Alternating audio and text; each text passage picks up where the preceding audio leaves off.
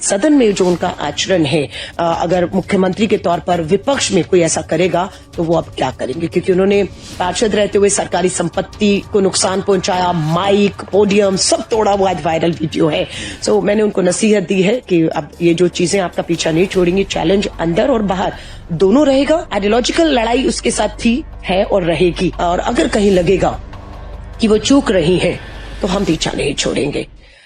देखिए, मैं सबसे पहले रेखा गुप्ता जी को बधाई देती हूँ और शुभकामनाएं देती हूँ। जब रेखा गुप्ता जी का नाम अनाउंस किया गया तो मैं सीधा 30 साल पीछे चली गई। 2025 में हैं अभी हम, और 1995 30 साल पीछे गई। तब हमारे पास मोबाइल नहीं हुआ करते थे, एल्बम होती थी, एल्बम खोजी, उसमें से एक तस्वीर खूबसूरत जिसमें मैं अध्यक्ष पद का चुनाव जीती थी NSUI से, और रेखा गुप्ता ABVP से सचिव पद जीती थी, और दोनों ने मिलकर शपथ ली थी। वो वही तस्वीर है। उम्र हमारी 20 साल थी उस समय।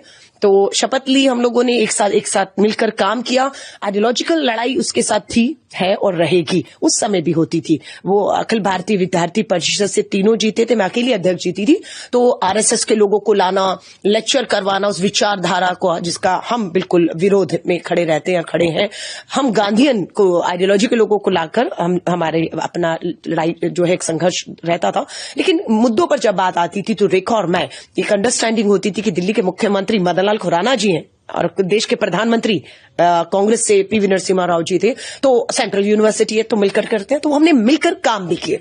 साल बहुत नहीं होता है, हमें अपनी कैंपस, मैं खुद साइंस स्टूडेंट थी, अपनी लेबोरेटरी लैब से फुर्सत नहीं मिलती थी, फिर एक साल में बहुत कुछ करना था। लेकिन ये कि हम कर पाए। रेखा उस समय भी बहुत एग्रेसिव थी, क्योंकि वही RSS ABVP वाला एग्रेशन जो हमने पार्षद के तौर पर, उनका एक वीडियो मेरे सामने सुबह आया, क्योंकि वो जब पार्षद रही तो मैं कभी पार्षद नहीं रही, तो एक हाउस में हमें बैठने का मौका दोबारा नहीं मिला। मैं जब विधायक हुई 2015 से 20, तो वो विधायक नहीं थी, तो सदन में भी बैठने का, विधानसभा भी मौका नहीं मिला।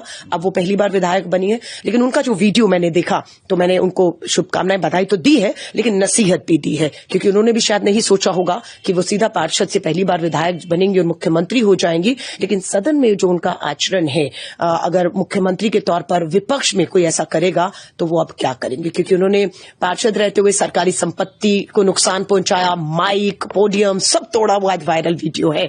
सो मैंने उनको नसीहत दी है कि अब ये जो चीजें आपका पीछा नहीं छोड़ेंगी, चैलेंज अंदर और बाहर दोनों रहेगा।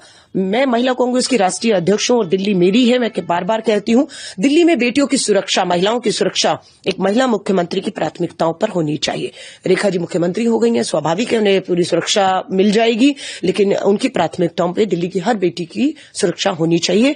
अगर वो उस दिशा में काम करेंगी, महिला कांग्रेस के राष्ट्रीय अध्यक्ष होने के नाते पूरा समर्थन, सहयोग हर तरीके से मिलेगा। महिला आयोग की नई अध्यक्ष भी नियुक्त करनी होगी उन्हें, और अगर कहीं लगेगा कि वो चूक रही हैं तो हम पीछा नहीं छोड़ेंगे। मुझे याद है शीला दीक्षित जी को निर्भया के मुद्दे पर, महिला मुख्यमंत्री थी, घेरा गया था, पूरा बदनाम किया गया था। लेकिन आज हम बहुत आगे निकल चुके हैं।